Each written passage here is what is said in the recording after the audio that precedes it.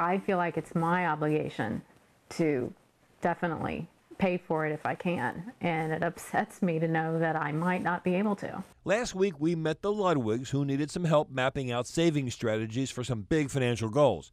But they have a difference of opinion about paying for their kids' college education. It doesn't upset me as much. Because, you know, I'm a realist, and I know that, you know, what if they don't want to take the path that requires an 8-year education or 4-year education? The Ludwig's kids are 13 and 9. Their 13-year-old is a great student who wants to be a scientist. Jane says that means college is definitely in her future. So we did open up a 529 plan for both of them.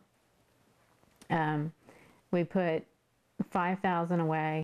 But that $5,000 won't go far, especially since their daughter may be attending parochial high school.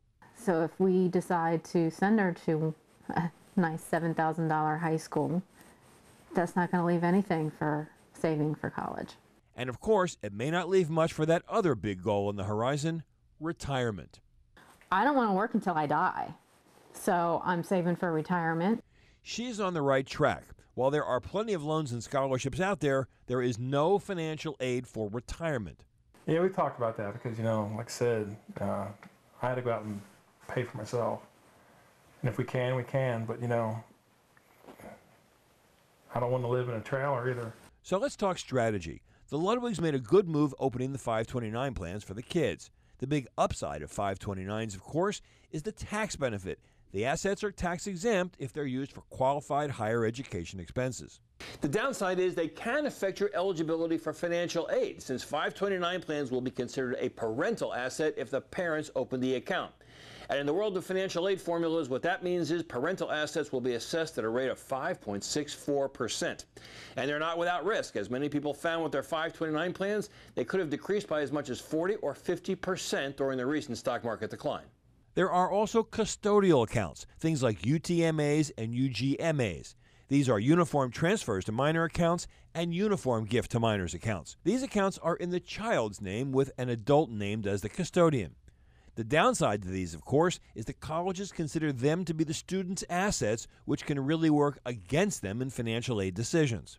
There are also prepaid tuition plans offered by individual states. They sound great, but many have run adrift in the last few years. In fact, 6 state plans, including those in Ohio and Kentucky, are now closed to new investors. Another option, Coverdale accounts. You can contribute up to $2,000 a year for higher education, but you can also use that money for qualified elementary and secondary education expenses as well.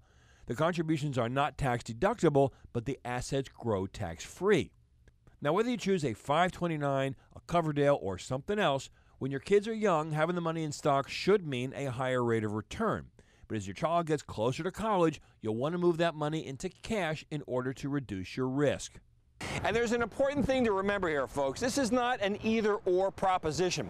You can pay for some of your kids' college education, and guess what? They can get a job or a loan or both to pay for the rest. And don't forget, there could be tax credits and deductions that you might qualify for as well. For Fox 19 and Simply Money, I'm Nathan Bachrach.